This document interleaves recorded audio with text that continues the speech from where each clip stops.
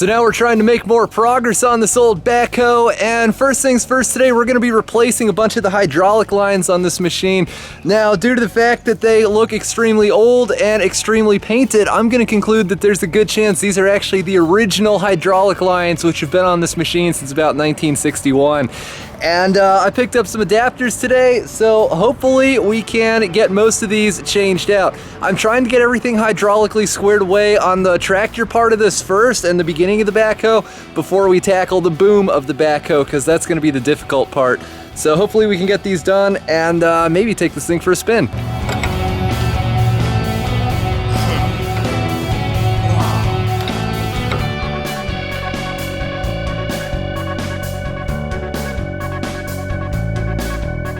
So most, not all, but most of this machine uses what's referred to as O-ring threads, which are basically these, you know, they're just straight cut threads with an O-ring at the top, and you run this in, the O-ring seals it.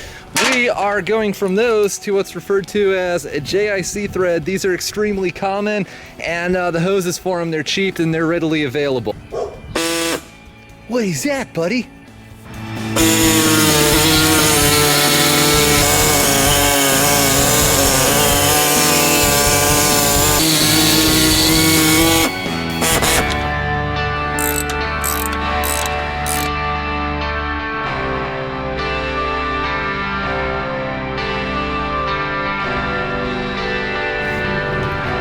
So I got these installed. As you can see, I had to use an elbow there, a little bit of an adapter, then I run this down to this adapter here. And these are the old lines. As you can see, they have crimped right to them, a hard steel line, which is really the only way to make the bend that's, where is it? Up in there in order to connect to that valve body properly. Now, I don't know if Massey Ferguson planned it this way, but if so, it'd actually be pretty genius, because if you need to replace a hose, like on anything, look at that, like on anything hydraulic you will sooner or later, you can go to their dealership and pay probably in modern terms about $100 for each of these hoses. Or if you refuse to do that, or there's no good dealer around you, you can buy off-the-shelf stuff for like a quarter as much and put it on. But the point is, if you want the right thing, you have to get it from them. And if you're not willing to pay for that, you can't say, oh, well, it only works with their super expensive hoses. Like I said, I don't know if they planned it that way, but I think it's pretty genius if they did. So the next thing we got to do is make a custom hydraulic fitting. This is a swivel thingamajigger for, I believe, 1-inch pipe, and we need this to go onto our hose, and this is what actually has to go up into the valve body that we're connecting to. The problem is this right here. In order to avoid spending a bunch of money and having, more importantly, like a 6 or 8 inch long adapter stack to make these work, we're just going to make these work. So if you look down there, there's a sort of an angled flange there. It should somewhat well match up with this angled flange. So what we're gonna do, throw this on the lathe, turn this down, get rid of everything from roughly ahead of my fingernail, all of this stuff here, and then that will let this flange contact that flange, and then weld them together.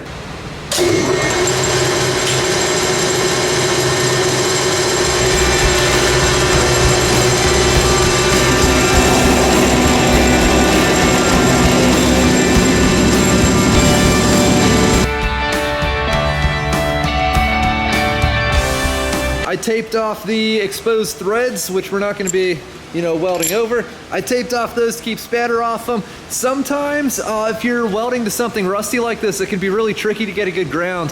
So one trick I've found is you can take some vice grips like this and put them on tight, and that kind of bites down through the rust. Then you ground through the vice grips.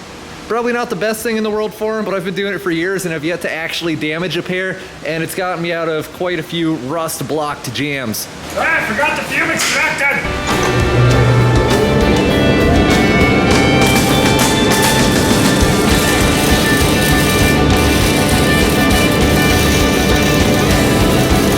That's gonna be hot for a while. Let's work on some other stuff in the meantime.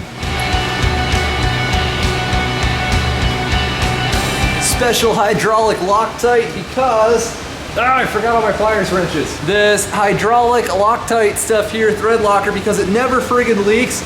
And you say, oh, what happens when you have to replace the hose? Well, what happens is you just take a little propane bottle torch to it for 10 seconds and it heats up enough to release this goop. And it's great because I ain't got time for chasing down leaky air hoses in the shop. I use it on that. And you know, sometimes when you need a backhoe, you really got to hustle to get that body underground before the sun comes up, and you really don't have time to chase air leaks or hydraulic leaks down then. Also, for everyone who's asking me how much I like them, these German-made KNIPEX or KNIPEX or whatever Pliers-Wrenches are awesome. I use these all the time, even though I know full well that when I use them I get hate mail from people that are like, I can't believe you used 10 locks on that fastener. You know, I like them so much it's worth enduring that, unlike every video. This end threads into the base of this line. I think it goes something like that. We have a brand new hose. Basically, we just have this little swivel adapter which allows us to go into the side of the cylinder. That takes it from, I don't know, I think a number 8 or number 10 SAE O-ring size to 1/2 inch NPT. This is our 1/2 inch NPT hydraulic fitting. This is, you know, anytime you see somebody with a tractor with, you know, like cast iron fittings from Home Depot, this is what you're supposed to use. And if you buy these online, they're actually cheaper than the cast iron ones at Home Depot, at least in my experience. And I'm feeling really, really optimistic about this. I mean, just look at the difference. This is what was on it. This is what we're putting in.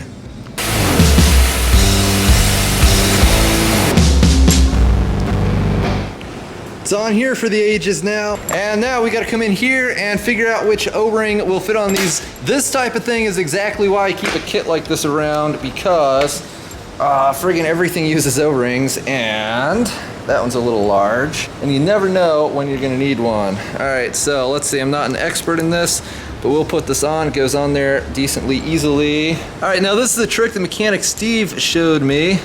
Basically, if you're putting an O-ring on anything like this, you don't want to have it twisted because then it'll grab and tear. So you take a pick or a screwdriver or something, just go around like that, and if it is twisted, that will relieve the twisting action. All right, let's installify this.